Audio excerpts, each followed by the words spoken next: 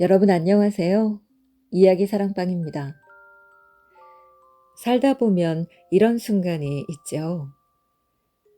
아무리 발버둥을 쳐도 형편이 나아지지 않고 하루하루 버티는 것만으로도 벅찬 그런 날들 말입니다. 내가 뭘 잘못한 것도 아닌데 왜 이렇게 나만 힘든가 싶어서 하늘을 올려다보게 되는 그런 날 말이에요. 오늘 이야기의 주인공 점순이도 그랬습니다. 남편은 집안의 전 재산을 들고 한양으로 갔다가 사기를 당하고 빈손으로 돌아와 그만 드러누웠습니다. 집에는 소도 없고 농기구도 없고 곳간도 텅 비었습니다. 점순이는 새벽부터 남의 집 밭일을 돕고 밤새 바느질을 하면서 열심히 살았지만 늘 가난했지요. 그런 점순이가 어느 가을 저녁 남의 집 잔치일을 거들고 집으로 돌아오는 길에 논두렁에서 무언가를 발견합니다. 벼 이삭이었습니다. 누군가는 그냥 발로 툭 차고 지나쳤을 그 벼 이삭을 발견하지요. 하지만 점순이는 그냥 지나치지 않았습니다. 벼 이삭을 허리를 굽혀 집어들고 소중히 가지고 집으로 돌아왔지요. 그날 밤 꺼져가는 호롱불 아래 점순이는 혼자 앉아서 그 이삭을 들여다보다 생각했습니다. 이대로 아무것도 하지 않으면 그냥 이렇게 살다가 굶어 죽겠구나. 그 생각이 점순이를 일으켜 세웠습니다. 가난은 끝도 없고 불행도 끝이 없었지만 점순이에게 딱 한 가지 있는 것이 있었습니다. 바로 포기하지 않는 마음이었지요. 아주 작은 생각의 전환 하나, 그리고 그것을 실행에 옮기는 두 발. 그것이 한 집안의 운명을 어떻게 바꾸는지 오늘 현명한 며느리 점순이의 이야기를 통해 함께 경험해 보시죠. 옛날 충청도 산자락 아래 자그마한 마을이 하나 있었습니다. 마을이라고 해봤자 집이 20채 남짓이었을까요? 앞으로는 좁은 개울이 흐르고 뒤로는 산이 바짝 붙어있는 후미진 곳이었습니다. 장터까지 가려면 고개를 하나 넘어야만 했고 비라도 흠뻑 내리면 개울이 불어 며칠씩 마을이 고립되기도 했지요. 그런 마을에서도 가장 끝자락, 산이 시작되는 바로 그 아래에 초가집 한 채가 있었습니다. 담은 여기저기 허물어져 있었고 지붕은 볏집이사가 군데군데 꺼져 있었지요. 마당에는 잡초가 무릎까지 올라와 있었는데 아무도 그걸 베는 사람이 없었습니다. 장독대에는 뚜껑 없는 장독 두어 개만 덩그러니 놓여 있었지요. 지나가는 사람이 보면 사람 사는 집인지 아닌지 한 번쯤 고개를 갸웃거릴 만한 형편이었습니다. 어느 봄날 아침, 늘 그렇듯 어머니의 소리가 집안을 가득 울렸습니다. 봉달아! 봉달아 이놈아! 해가 중천인데 아직도 들어 누워 있을 게야? 아이고 이놈아, 이제 정신 좀 차려야지. 시어머니의 목소리가 방문을 뚫고 마당까지 쩌렁쩌렁 울려 퍼졌습니다. 방 안에서는 아무런 기척이 없었지요. 시어머니가 방문을 벌컥 열어젖히자 봉다리는 이불을 머리 끝까지 뒤집어 쓴 채 꿈쩍도 하지 않았습니다. 남의 집 머슴이라도 좋으니 나가서 품이라도 팔고 오너라. 저 건너집 돌쇠도 새벽부터 나가 일하는데 아이고 너는 해가 중천이 되도록 이불 속에서 뭘 하는 게야? 아이고, 이놈아. 이불 속에서 봉다리가 뒤척이는 소리가 났습니다. 하지만 일어나지는 않았지요. 부엌에서 그 소리를 듣고 있던 점순이는 아무 말도 하지 않았습니다. 점순이가 이 집에 시집을 온 것은 몇 해 전이었습니다. 시집 오는 날, 친정어머니는 점순이의 손을 꼭 잡고 말했지요. 점순아, 살림은 여자하기 달린 거야. 시집 가서 네가 잘해야 한다. 점순이는 그 말을 가슴에 새기고 시댁 문을 들어섰습니다. 처음 본 시댁은 자신의 집과는 너무 달랐지요. 소 두 마리가 마당에 있었고 시어머니는 부지런한 분이었습니다. 남편 봉다리는 말수가 적고 어딘가 기운이 없어 보였지만 나쁜 사람은 아닌 듯 했습니다. 점순이는 소매를 걷고 살림살이를 시작했지요. 그런데 시집 온 지 채 1년이 되지 않았을 때였습니다. 어느 날 저녁, 봉다리가 점순 앞에 앉더니 말을 꺼냈습니다. 점순이, 나 이번에 한양 좀 다녀오겠소. 한양이요?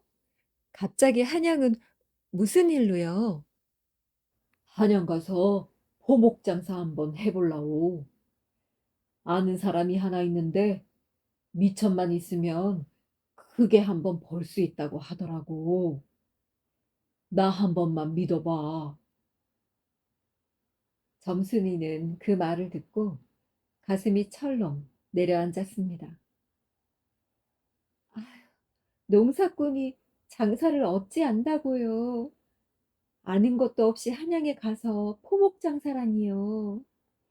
그 미천은 다 어디서 난답니까? 그러자 봉다리는 기다렸다는 듯 답했습니다. 소하고 농기구하고 집에 있는 살림살이 팔면 되지. 내가 한양 가서 그것보다 10배, 아니 20배는 더 넘게 돈을 벌어 올라오. 나 한번 믿어봐. 점순이는 필사적으로 말렸습니다. 소를 팔면 농사를 어찌 짓느냐고, 한 번도 해보지 않은 장사에 집안 전 재산을 털어넣으면 안 된다고 목이 터져라 말했지요. 시어머니도 처음에는 반대했습니다. 하지만 봉다리는 막무가내였습니다. 언제까지 이러고 살란가? 언제까지? 한양 한번 갔다 오면 우리도 이제 힘든 농사일 안 하고 떵떵거리며 살 수 있다니까. 결국 소 두 마리를 팔고 농기구도 팔고 집안 살림살이도 모두 팔았지요. 쓸만한 세간살이는 거의 남지 않았습니다. 봉다리는 그 돈을 품에 안고 씩씩하게 한양으로 떠났습니다. 떠나는 날 아침, 봉다리는 점순이에게 큰 소리를 쳤지요. 석 달만 기다려. 딱 석 달만. 내 돈 왕창 벌어올 테니께. 점순이는 아무 말도 하지 않았습니다. 그저 봉다리의 등이 고개 너머로 사라질 때까지 하염없이 바라만 보았지요. 한양은 봉다리가 태어나서 처음 보는 세상이었습니다. 고개를 넘고 넘어 열흘 만에 닿은 한양은 봉다리가 살던 충청도 산골과는 하늘과 땅 차이였지요. 사람이 어찌나 많은지 발 디딜 틈이 없었고 가게마다 물건이 넘쳐 흘렀고 길은 어찌나 넓고 복잡한지 어디가 어딘지 도무지 갈피를 잡을 수가 없었습니다. 봉다리는 입을 해벌레 반쯤 벌린 채로 사방을 두리번거렸지요. 시골 촌뜨기가 따로 없었습니다. 바로 그때였습니다. 어이, 거기 형씨, 어디서 오셨소? 한양은 처음인 것 같은데. 목소리가 어찌나 살갑던지 봉다리는 저도 모르게 고개를 돌렸습니다. 상인 하나가 환하게 웃으며 다가오고 있었지요. 비단 장사꽃처럼 차림새가 반반했는데 유독 눈에 띄는 것이 하나 있었으니 바로 코 옆에 엄지 손톱만한 검은 점이 있었습니다. 충청도에서 올라왔지라. 호목 장사 해보려고 해서요. 아는 사람이 있어서 온 건디 어디로 가야 할지 모르겠네요. 아이고, 잘 오셨어. 호목이라면 내가 좀 아는데 이 한양 바닥에서 혼자 헤매다간 사흘도 못 가서 탈이 날게요. 마침 잘 만났어. 내 좋은데 소개해 드리리다. 봉다리가 미처 대답도 하기 전에 상인은 봉다리의 어깨를 툭툭 치며 앞장서서 걷기 시작했습니다. 이 넓은 한양 바닥에서 아는 사람을 찾지 못했던 봉다리에게는 가뭄의 단비 같은 사람이었지요. 봉다리는 그 뒤를 졸졸 따라갔습니다. 상인이 봉다리를 데려간 곳은 길 안쪽에 있는 주막이었습니다. 주막 안으로 들어서자 주모가 나왔습니다. 나이는 40 언저리쯤 됐을까요? 얼굴에 곱게 분을 바른 여인이었습니다. 상인과 주모가 눈이 마주치는 순간 둘 사이에 무언가 눈짓이 오갔지요. 눈을 찡긋, 그리고 입꼬리가 살짝 올라갔습니다. 하지만 봉다리는 그것을 알아차리지 못했습니다. 사방이 신기한 것 투성이인 한양 주막 구경에 눈이 팔려 있었으니까요. 아이고, 어서 오세요. 먼 길 오셨으니 시장하시겠네요. 제가 잘 모시겠습니다. 주모의 목소리가 어찌나 달콤하던지 봉다리는 덩달아 기분이 좋아졌습니다. 그리고 그날 밤 봉다리 앞에 상이 차려졌습니다. 닭 한 마리를 통째로 넣어 끓인 백숙이 김을 모락모락 피웠고 막걸리 한 사발도 넉넉하게 올라왔지요. 갖은 나물 반찬에 하얀 쌀밥도 소복히 있었습니다. 상인이 연신 봉다리의 사발에 막걸리를 채웠지요. 자, 자자. 한양에 입성한 것을 축하하는 의미로 우리 가득 한 잔 합시다. 아이고, 이렇게 대접해 주시니 참으로 고맙습니다. 별 말씀을요. 시골에서 큰 뜻을 품고 올라온 분인데 내 당연히 도와야지요. 포목 거래처도 내가 잘 연결해 드리리다. 내일 아침 나랑 같이 가봅시다. 봉다리는 그 말이 어찌나 믿음직스럽던지 막걸리가 한 잔, 두 잔 들어갈수록 마음이 더욱더 흐뭇해졌습니다. 그간 고생고생해서 모아두었던 미천을 다 긁어 모아서 한양에 올라온 것이 정말 잘한 일이라는 생각이 들었지요. 봉다리는 금세 큰 돈을 벌 수 있을 것 같았습니다. 점순이에게 좋은 것을 사다 줄 생각에 가슴이 설렜지요. 막걸리는 한 잔, 두 잔, 세 잔, 몇 동이를 더 비웠습니다. 봉다리의 눈꺼풀이 무거워졌지요. 점점 취기가 오르는 봉다리를 보고 상인이 말했습니다. 오늘은 여기서 주무시고 내일 나와 함께 가봅시다. 내 여기 주모에게 말해서 방을 잡아 두었소. 봉다리는 고맙다는 말을 하다 말고 그대로 잠이 들어버렸습니다. 다음 날 아침 봉다리가 눈을 떴을 땐 옆에 아무도 없었습니다. 그리고 봉다리는 일어나 물을 찾았지요. 물을 한 사발 마시고 나서 품속을 더듬어 보았습니다. 집에서 가지고 온 돈이 제대로 있는지 확인해 보기 위해서였지요. 그런데 이게 웬일인가요? 두둑했던 돈주머니가 만져지지 않았습니다. 집에서 소와 세간살이를 팔아 마련한 그 돈주머니가 감쪽같이 사라진 것이었습니다. 봉다리는 자리에서 벌떡 일어나 방안을 뒤졌습니다. 아무것도 없었지요. 불이 나게 문을 열고 나가 주모를 찾았습니다. 주모! 주모! 내 돈이 없어졌어! 어젯밤에 나랑 같이 온 그 상인 어디 간 게요? 주모는 눈을 동그랗게 뜨더니 고개를 갸웃거렸습니다.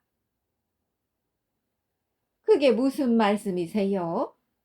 상인이라니요? 어젯밤에 방에 드신 건 손님 혼자였는데 빈손으로 혼자 오셔서 방을 달라고 하셨잖아요. 아니, 그게 무슨 소리요? 왜 그 옆에 점이 난 그 상인이 나를 여기로 데리고 왔지 않소? 아이고, 자다가 무슨 남의 다리 긁는 소리를 한대요? 저는 그런 분 못 봤는데요. 손님, 혹시 술이 너무 과하셔서 잘못 기억하시는 건 아닌가요? 주모의 얼굴에는 전날 밤에 달콤한 웃음이 없었습니다. 딱딱하고 싸늘한 눈빛이었지요. 봉다리는 발을 동동 굴렸지만 아무 소용이 없었습니다. 주모는 할 말 없으면 방을 비워달라고 했고 봉다리는 결국 쫓겨나다시피 주막을 나올 수밖에 없었습니다. 한양 거리로 나선 봉다리의 손에는 아무것도 없었습니다. 정신이 버뜩 난 봉다리는 코옆에 점이 난 그 상인을 찾으려고 했습니다. 한양 골목골목을 헤맸지요. 하지만 한양은 너무나 넓었습니다. 그 넓은 땅에서 코 옆에 점 하나 있는 사람을 찾는 것은 모래사장에서 진주알을 찾는 것과 다를 바가 없었습니다. 하루를 헤매다니고 이틀을 헤맸지요. 사흘, 나흘, 닷새째 되는 날 봉다리는 길바닥에 주저앉고 말았습니다. 한양에 가면 눈 뜨고 코 베인다는 말이 괜히 나온 것이 아니라는 말을 봉다리는 절실하게 느꼈습니다. 한양은 봉다리 같은 순진한 사람에게 돈을 쉽게 벌게 해줄 만큼 만만한 곳이 아니었던 것이지요. 봉다리는 모든 돈을 다 잃고 나서야 그것을 깨달았습니다. 결국 상인을 찾지 못하고 자포자기한 봉다리는 고향 땅으로 발걸음을 돌렸습니다. 돌아오는 길은 한양으로 올라갈 때보다 몇 갑절은 더 길게 느껴졌습니다. 발은 무겁고 손은 비어 있었지요.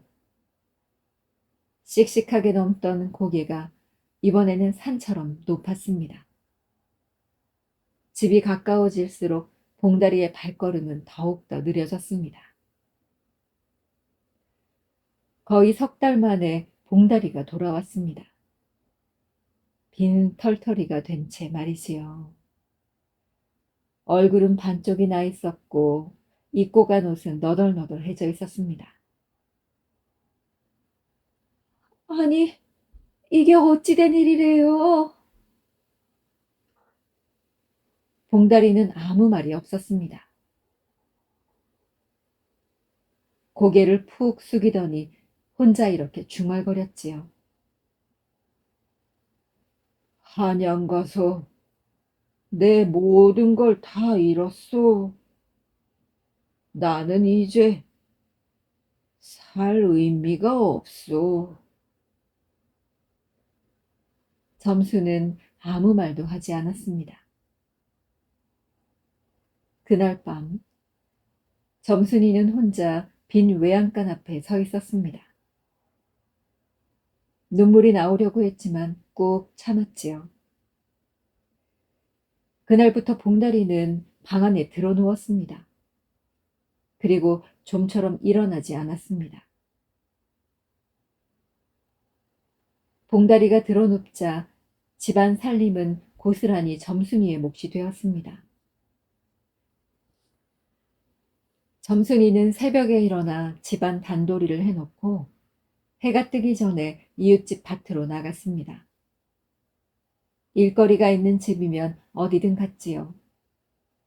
밭을 메고 빨래를 해주고 가마솥을 걸어주고 점수는 어떤 일도 가리지 않았습니다.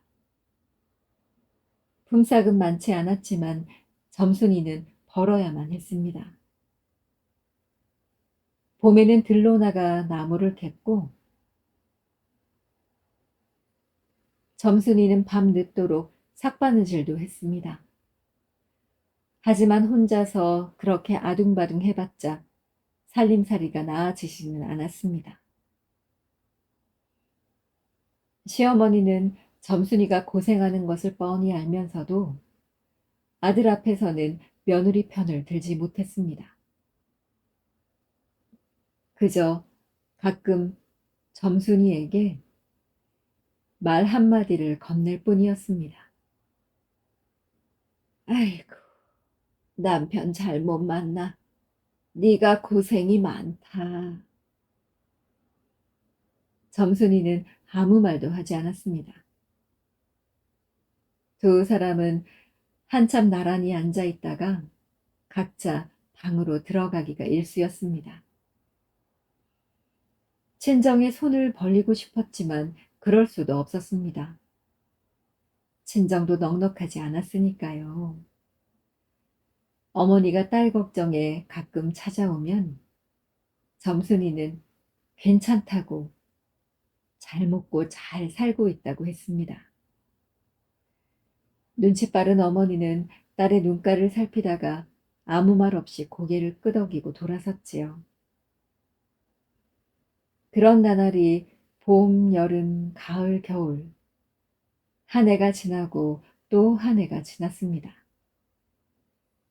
봉다리는 여전히 드러 누워 있었고 살림은 나아질 기미가 보이지 않았습니다. 하지만 점순이는 멈추지 않았지요. 새벽에 일어나고 밤에 눈을 감는 것이 반복되었습니다. 그러던 어느 가을, 이웃마을 최씨댁에서 사람을 보내었습니다. 잔치가 있으니 일손을 빌리고 싶다는 정갈이었지요. 품삯은 많지 않지만 점수는 두말하지 않고 다음 날 새벽에 일어나 발걸음을 재촉했습니다. 최씨댁은 마을에서도 꽤 넉넉한 집이었습니다. 잔치상 음식을 준비하느라 마당 가득 음식 냄새가 진동했지요. 갈비찜 냄새, 전 부치는 냄새, 오랫동안 맡아본 적 없는 냄새들이었습니다. 점순이는 그 냄새를 맡으며 아침부터 저녁까지 음식을 날랐습니다. 무거운 상을 들고 방과 방을 오갔고 산더미 같은 그릇을 씻으며 남은 음식도 정리했습니다. 일꾼들끼리 나눠 먹는 국밥 한 그릇이 점심이었는데 그것을 먹는 내내 손이 떨렸습니다. 얼마 만에 먹어보는 뜨끈한 고깃국인지 점순이는 국밥을 한 숟갈씩 아껴 먹었습니다. 해가 완전히 지고 잔치가 파할 무렵 최시댁 마님이 품삯을 내밀었습니다.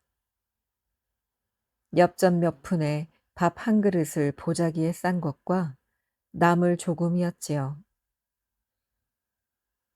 잡곡도 주겠다고 들었었던 것 같은데 잡곡은 없었습니다. 점수는 잡곡은 왜 안 주냐고 물을 수가 없었습니다.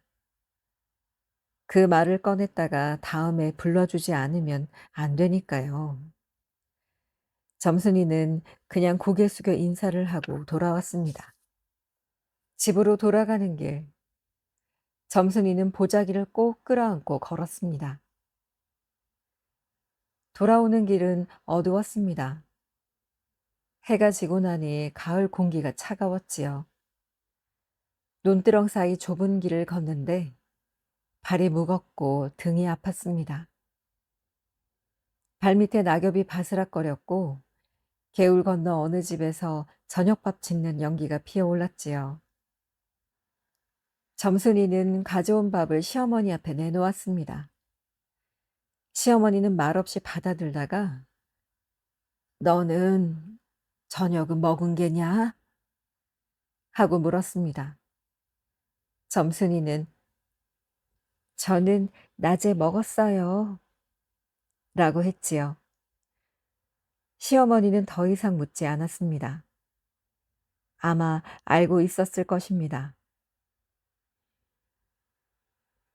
봉다리가 방에서 소리를 냈습니다. "내 밥은 없어?" 점순이는 잠자코 시어머니 몫에서 조금 덜어 봉다리 앞에 내밀었지요. 봉다리는 그걸 받아먹으면서도 아무런 말이 없었습니다.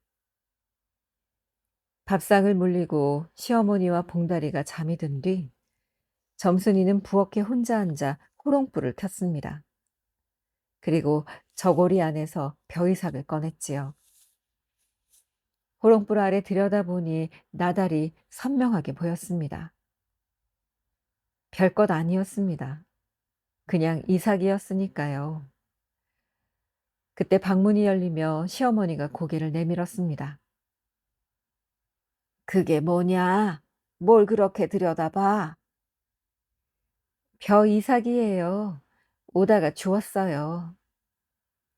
시어머니는 잠시 들여다보더니 혀를 찼습니다. "에이, 그 벼 이삭 하나 갖고 뭘 하려고? 그게 밥이 되냐? 어서 잠이나 자거라." 방문이 닫혔습니다. 점순이는 아무 말도 하지 않았습니다. 다시 벼이삭을 들여다보았지요. 호롱불이 흔들리자 이삭의 그림자도 흔들렸습니다.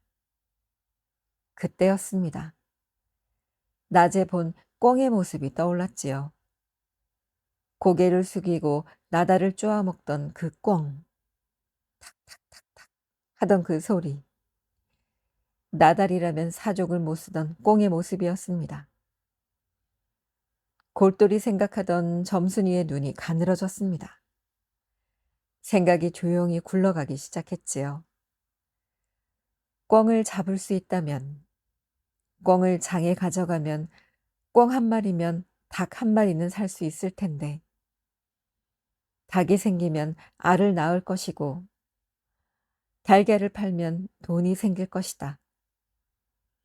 그 돈을 모아 닭을 사고, 닭이 늘어나면 더 큰 것을 살 수가 있을 것이다. 생각은 꼬리에 꼬리를 물고 계속 흘러갔지요. 생각이 거기까지 미치자 점순이는 고개를 저었습니다.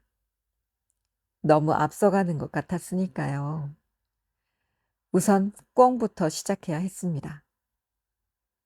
꿩을 잡으려면 어떻게 해야 할까? 점순이는 한참을 생각했지요. 호롱불이 한 번 더 흔들렸습니다. 기름이 떨어져 가고 있었지요. 하지만 흔들리는 불빛 속에서도 점순이의 눈은 점점 더 또렷해졌습니다. 그날 밤 점순이는 오래 잠들지 못했습니다. 이대로 아무것도 하지 않으면 그냥 이렇게 살다 굶어 죽겠구나 싶었습니다. 굶어 죽는 것이 두려운 것은 아니었지만 이대로 살다가 죽는 것이 더 두려웠습니다. 아무것도 하지 못한 채 말이지요. 무언가 해보지도 않고 그렇게 살다 가는 것이 더 두려웠습니다. 그 생각에 점순이는 오기가 났습니다. 새벽이 밝아올 무렵에야 눈을 감았고 짧지만 깊이 잠들었지요. 다음 날부터 점순이가 움직이기 시작했습니다. 점순이는 우선 꿩이 다니는 길목을 파악했습니다. 품을 팔러 나갔다 돌아오는 길에 이틀에 걸쳐 논두렁 일대를 조용히 살폈지요. 멀찍이 앉아 숲풀도 관찰했습니다. 꿩은 생각보다 부지런한 놈이었습니다. 아침 일찍 숲풀에서 나와 논두렁을 따라 움직였고 저녁 무렵이면 다시 같은 방향으로 돌아갔습니다.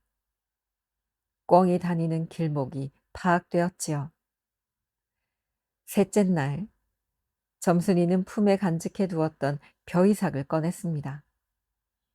나다를 조심조심 떼어내어 꿩이 지나는 길목 한 곳에 조금씩 뿌렸습니다.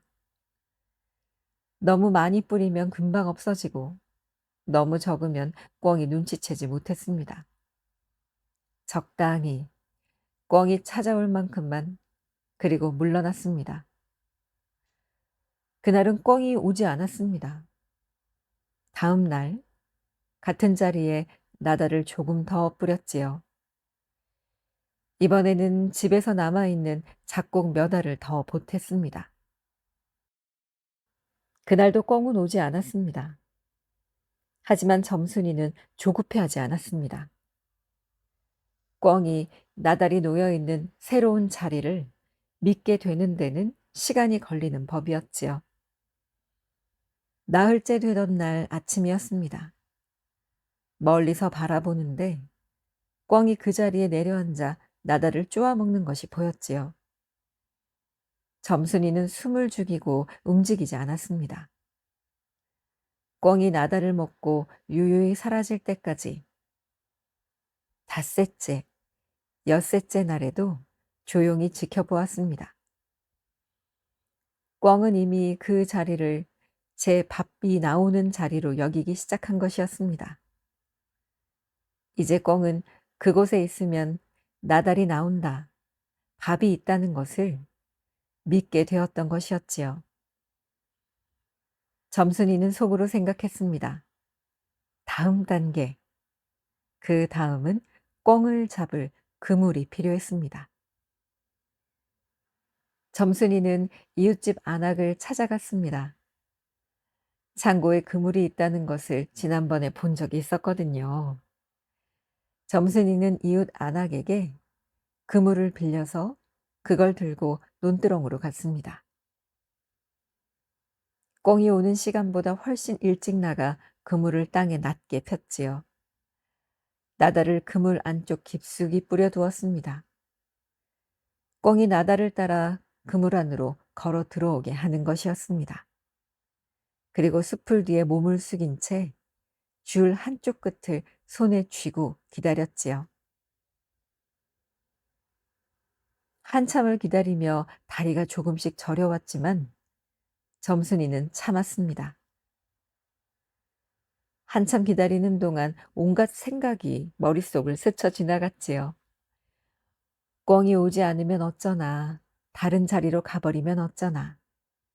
그래도 기다리는 것 이외에 지금 할 수 있는 일은 없었습니다. 그때 저 멀리서 부스럭거리는 소리가 났습니다. 꿩이었습니다. 꿩은 늘 오던 대로 그 자리로 내려왔지요. 주변을 한 번, 두 번 두리번거리더니 고개를 숙이고 나달을 쪼기 시작했습니다. 한 걸음, 두 걸음, 나달을 따라 그물 안쪽으로 걸어 들어왔습니다. 조금 더, 조금 더. 점순이의 손에 땀이 맺혔습니다.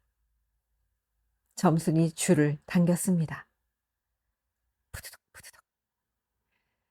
꿩이 날개를 치며 버둥거렸습니다. 점순이는 수풀에서 뛰쳐나와 그물째 덮쳤지요.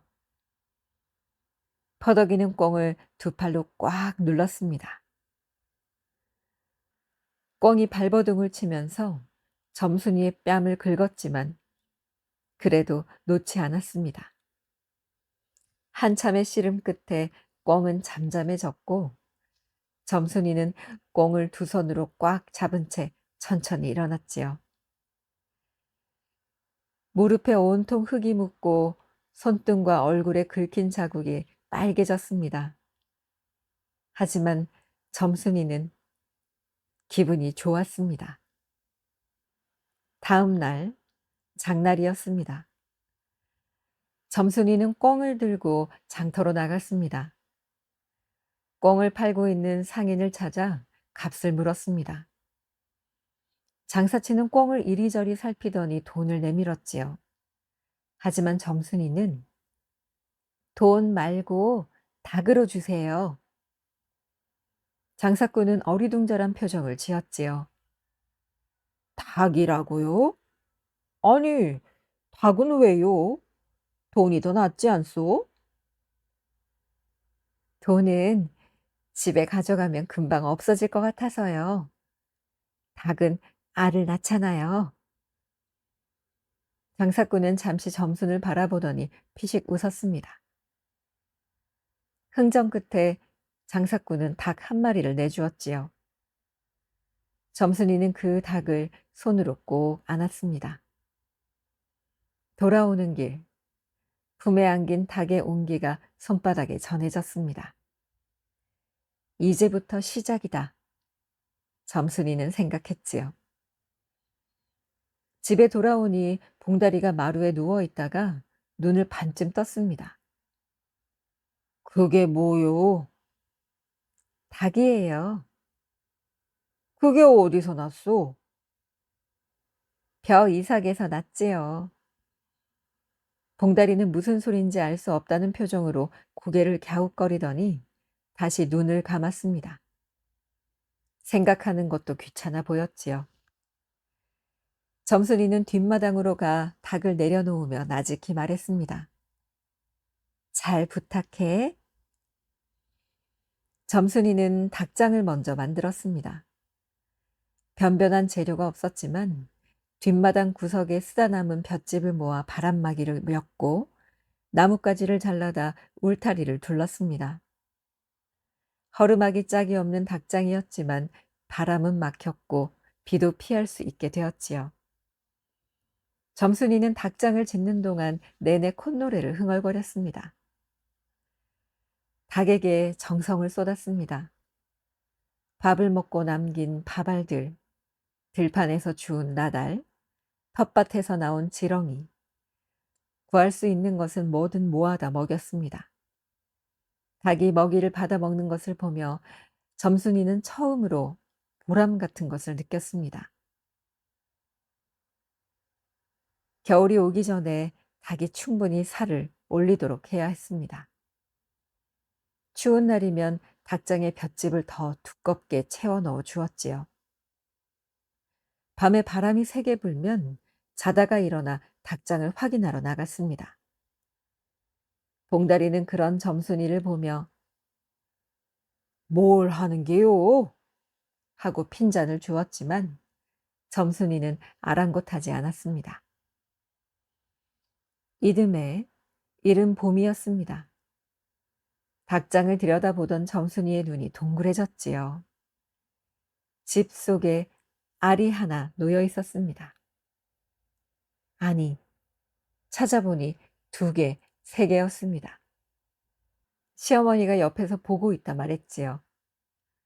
아이고, 삶아 먹으면 되겠구나. 안 돼요, 어머니. 왜?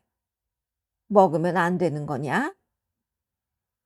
이 알이 병아리가 되고 병아리가 닭이 되면 또 알을 낳잖아요. 그때 실컷 잡수세요. 며칠 뒤 또 알이 생겼습니다. 시어머니는 또 말했지요. 이번 건 먹어도 되지 않겠니? 점순이는 어머니 했지요. 알았다, 알았어. 시어머니가 물러섰습니다. 그 다음에는 봉다리가 닭장 앞을 기웃거렸습니다. 하지만 점순이의 단단하고 매서운 눈빛에 봉다리는 그냥 방으로 들어갈 수밖에 없었습니다. 닭은 달걀을 소중하게 품었고 기다리던 병아리가 나왔습니다. 봄이 지나고 여름이 오는 동안 병아리들은 쑥쑥 자라났지요. 더위에 닭이 힘들어하자 지프로 그늘막을 만들어 주었습니다. 한 마리도 잃지 않으려고 밤에도 몇 번씩 점순이는 닭장을 확인했지요. 어느 날 밤에는 족제비가 닭장 근처를 어슬렁거리는 것을 발견하고 점순이는 한밤중에 빗자루를 들고 뛰쳐나가 쫓아낸 일도 있었습니다. 가을이 되었을 때 닭은 7마리가 되었습니다. 7마리의 닭이 알을 낳기 시작했지요. 점순이는 그 알의 절반은 팔고 절반은 또 품게 했습니다. 팔아서 생긴 돈은 작은 항아리에 모았습니다. 봉다리가 모르는 곳, 부엌 아궁이 옆 구석에 깊이 묻어두었지요. 돈이 있다는 것을 알면 어디 가서 또 장사를 시작하겠다고 나설지 모르니까요. 밤이 되면 점순이는 호롱불 아래 혼자 앉아 그 항아리를 꺼내 동전을 셌습니다. 하나, 둘, 셋, 넷, 다섯. 돈을 더 모아 닭을 사면 달걀이 나오고 그 달걀이 병아리가 되고 또 닭이 되고 그리고 돈이 생긴다. 생각의 끝이 어디인지 점순이는 몰랐습니다. 다만 동전 하나하나를 셀 때마다 가슴 한켠이 따뜻해지는 것을 느꼈지요. 내일이 기대되는 밤이 그렇게 늘어갔습니다. 또 한 해가 지났습니다. 닭장에는 이제 닭이 많아졌지요. 마당 한켠에서 닭소리가 요란하게 나자 마을 사람들은 "봉다리네 집에 닭이 왜 저렇게 많아?" 하며 고개를 갸웃거렸습니다. 그러면서 "점순이가 금손이네 금손." 하는 말이 돌기 시작했습니다. 가난한 집 며느리가 닭을 저렇게 불리다니. 역시 점순이는 금손이 맞았습니다. 점순이가 닭들을 이렇게 소중히 키운 것은 이유가 있었습니다. 점순이가 원하는 것은 바로 소였지요. 소가 있으면 봄 농사철에 이웃의 소를 빌려주고 곡식을 받을 수 있었습니다. 소 한 마리가 사람 10명 몫을 한다는 말이 괜히 나오는 것이 아니었으니까요. 송아지를 사서 잘 키우면 소가 될 수 있을 것입니다. 닭 5마리는 남겨두고 나머지 닭과 달걀들을 모두 모아서 장터를 찾았습니다. 장터는 여전히 북적거렸지요. 점순이는 값을 깎으려는 장사치와 흥정을 벌이며 한 푼도 허투루 넘기지 않았습니다. 그렇게 닭과 달걀을 모두 팔아서 제법 묵직하게 돈을 모을 수 있었습니다. 그 돈으로 점순이는 송아지를 샀습니다. 황갈색 털에 눈이 순한 송아지였지요. 사실 돈이 조금 모자라긴 했지만 송아지 주인과 몇 차례 흥정에 흥정을 거친 끝에 결국 송아지를 살 수 있었습니다. 점순이는 송아지 목줄을 손에 쥐었지요. 배도 고프고 다리가 아팠지만 느껴지지가 않았습니다. 내 손에 쥔 송아지가 더 눈에 들어왔으니까요. 온 동네가 발칵 뒤집혔습니다. 봉다리네 집에 송아지가 생겼대. 뭐? 그 집에?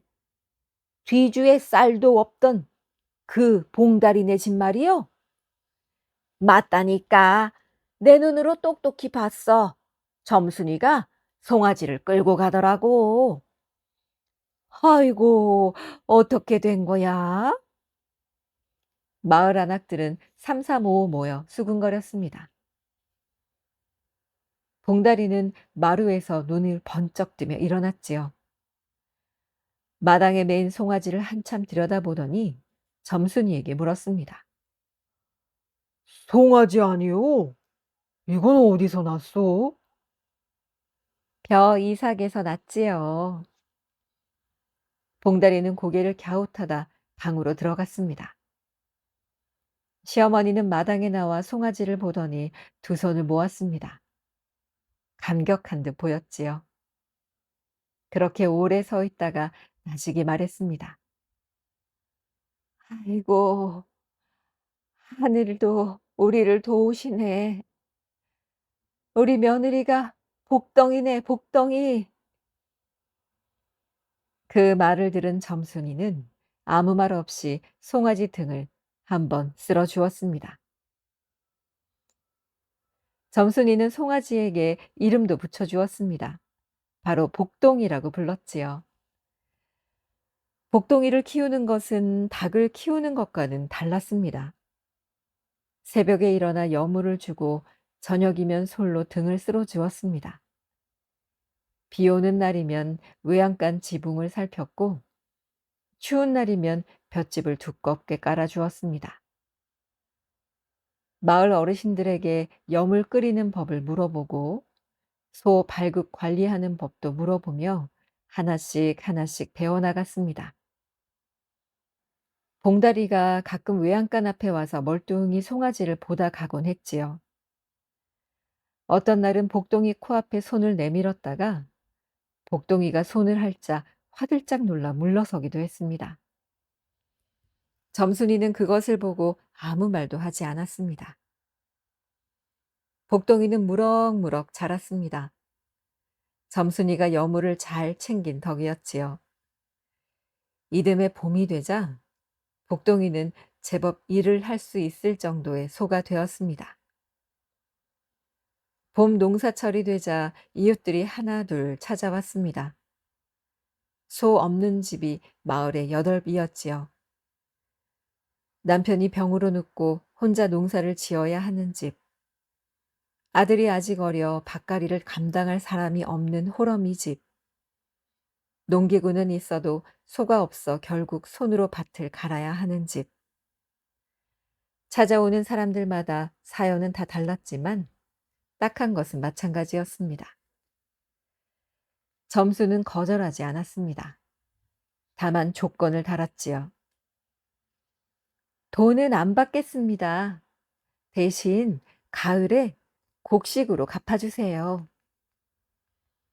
이웃들은 고마워하면서도 어리둥절해졌지요.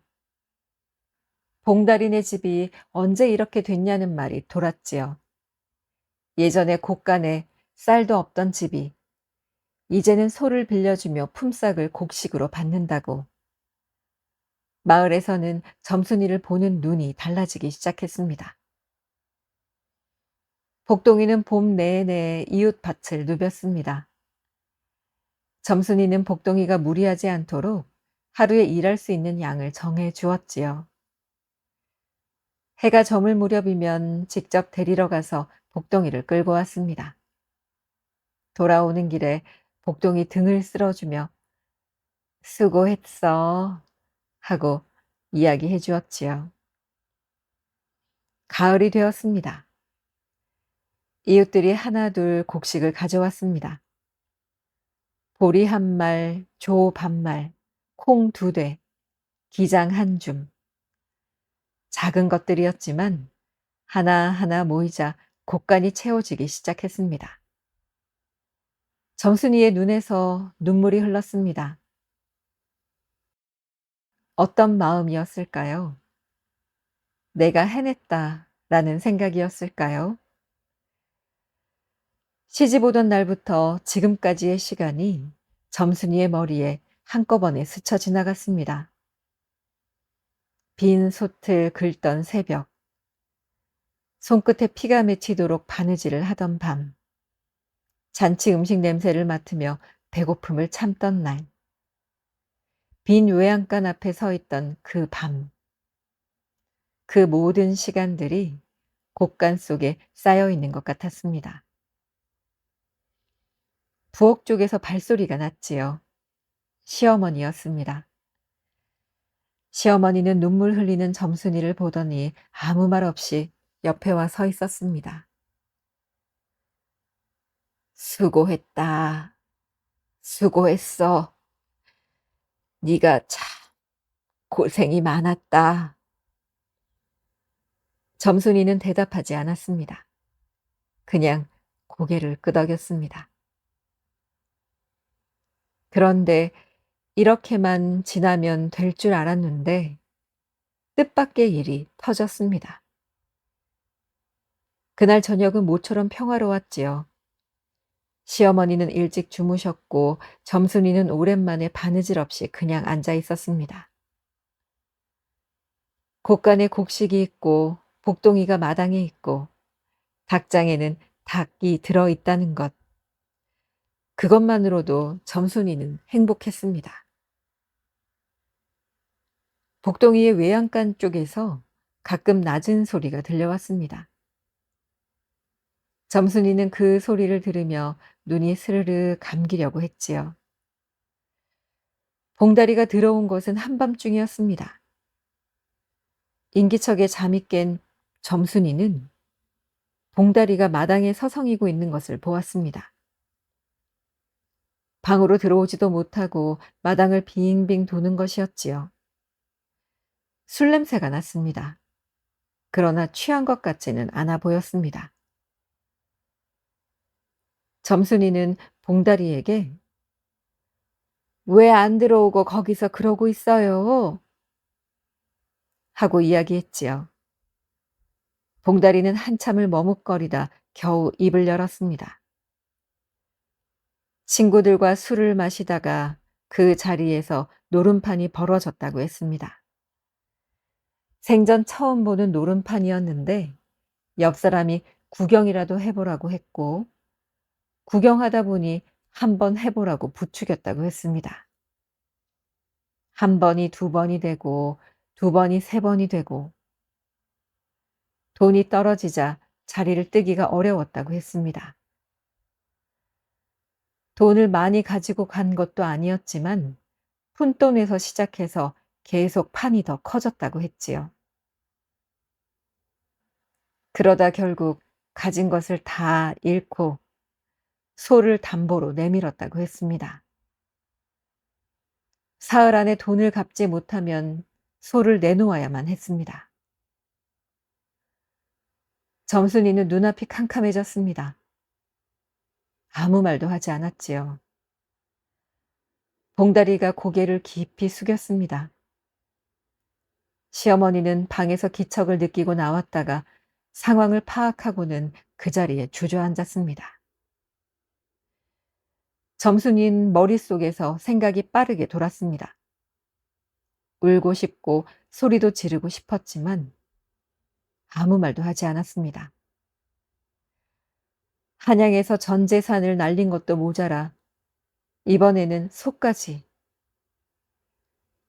그 숱한 세월 굶었던 것은 생각나지도 않는지 어쩌면 우리 집 소를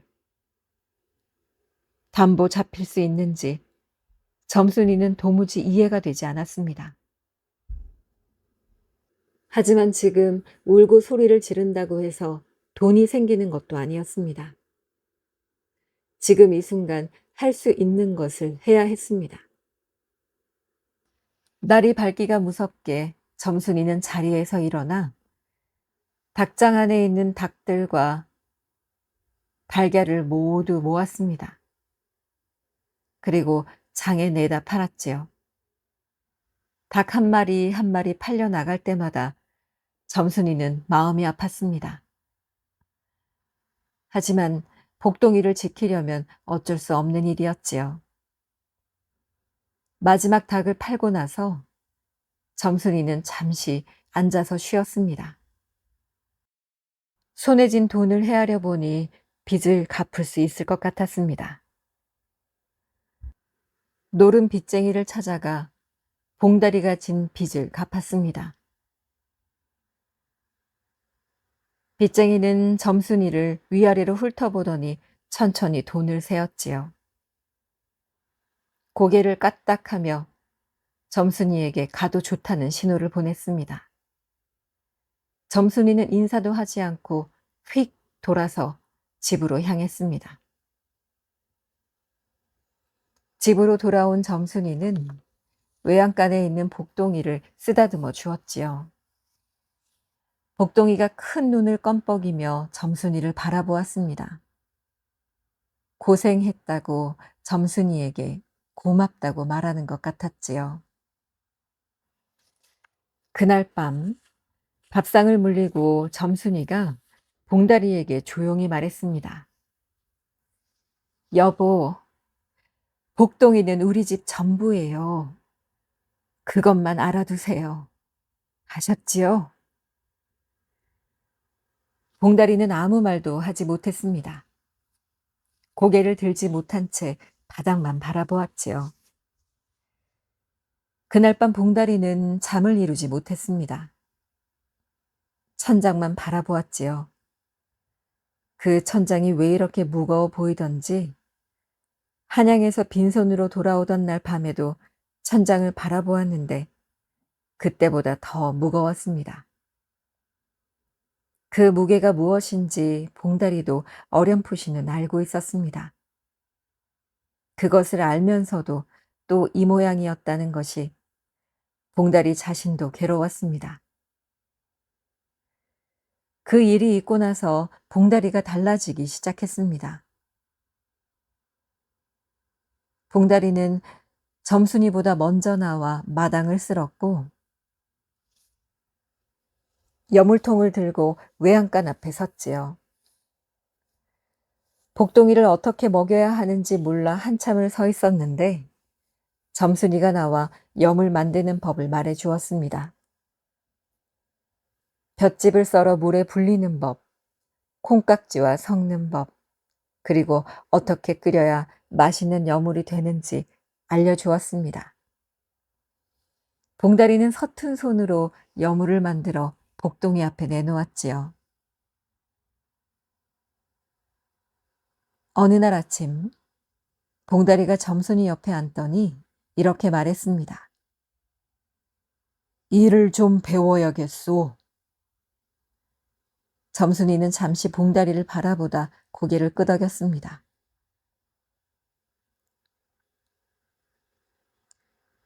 봄이 오자 점순이는 닭을 다시 들였습니다. 2마리로 시작했지요. 처음과 다를 것은 없었습니다. 먹이고 키우고 알을 받고 병아리를 키우고 이번에는 봉다리가 가끔 닭장 옆에 쪼그리고 앉아 모이를 뿌렸습니다. 그리고 닭장도 청소했지요. 시어머니는 그 모습을 보고 안으로 들어가며 혼잣말을 했습니다. 이제 됐구나. 이제 됐어. 우리 집도 이제 된 거야. 그해 가을, 복동이는 새끼를 낳았습니다.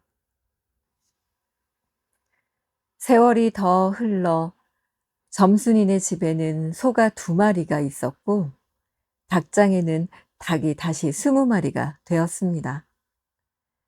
허름하던 초가지붕을 새로 엮는 날, 마을 사람들은 함께 도와주었지요. 예전에 복동이를 빌려 썼던 이웃들이 먼저 나서서 일을 도왔습니다. 초가지붕을 새로 엮고 담을 새로 쌓고 그러자 집도 몰라보게 달라졌습니다. 점순이는 벼이삭 하나를 주었던 그 날이 떠올랐지요. 마을 사람들은 점순이를 보면 하나같이 이렇게 물었습니다. 점순아, 비결이 뭐야? 아이고, 너는 참 용하다. 저렇게 다 굶어 죽어가는 봉다리네를 이렇게 번듯하게 살려냈으니 말이야. 운이 좋았던 거 아니야? 점순이는 잠깐 생각하다 말했습니다. 운은요, 끊임없이 노력하고 생각하는 사람한테 이렇게 기회를 주나 봐요. 점순이는 앞으로 더 행복하게 잘 살아갈 수 있겠지요.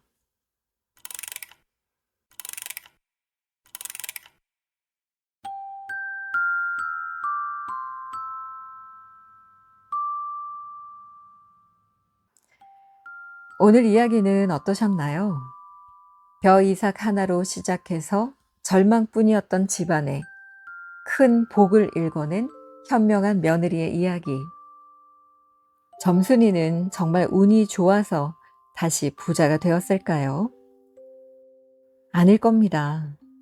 남들은 발끝에 치여 무심코 지나쳐버린 그 작은 벼이삭 하나에서 희망의 씨앗을 발견해내고 그것을 꿩으로, 닭으로, 마침내 듬직한 송아지로 키워낸 점순이의 끈기와 또 실행력, 성실함이 아니었을까요? 옛 어른들이 이런 말씀을 하시죠. 집안에 사람 하나 잘 들어오면 가문이 살아난다. 사람을 잘 들여야 한다. 그 까닭도 여기에 있을 겁니다. 한 사람의 바른 생각과 삶을 대하는 지혜로운 태도가 자기 자신뿐만이 아니라 기울어져 가던 집안 전체의 운명을 송두리째 바꿀 수 있기 때문이겠지요. 혹시 여러분들도 지금 여러분의 손에 쥐어진 것이 보잘것없고 작게 느껴지시나요? 혹은 남들에 비해서 나는 너무 늦었어. 나는 너무 부족해. 라고 낙담하고 계시지는 않으신가요? 그렇다면 오늘 이야기 속 주인공 점순이처럼 한번 생각해 보시면 어떨까요? 내가 가지고 있는 혹은 우연히 갖게 된 아주 사소하고 작은 계기가 내 인생을 바꿔놓을 수 있다는 사실. 아주 작고 소소한 계기 하나도 소중히 여기면서 마음을 다해 가꾸어 나간다면 언젠가 우리 인생에도 풍요롭고 든든한 결실이 맺어질 것이라 믿습니다. 사람이 가진 지혜와 정성은 결코 배신하지 않는 법이니까요. 오늘의 이야기도 잘 들어주셔서 감사합니다. 편안한 밤 되세요.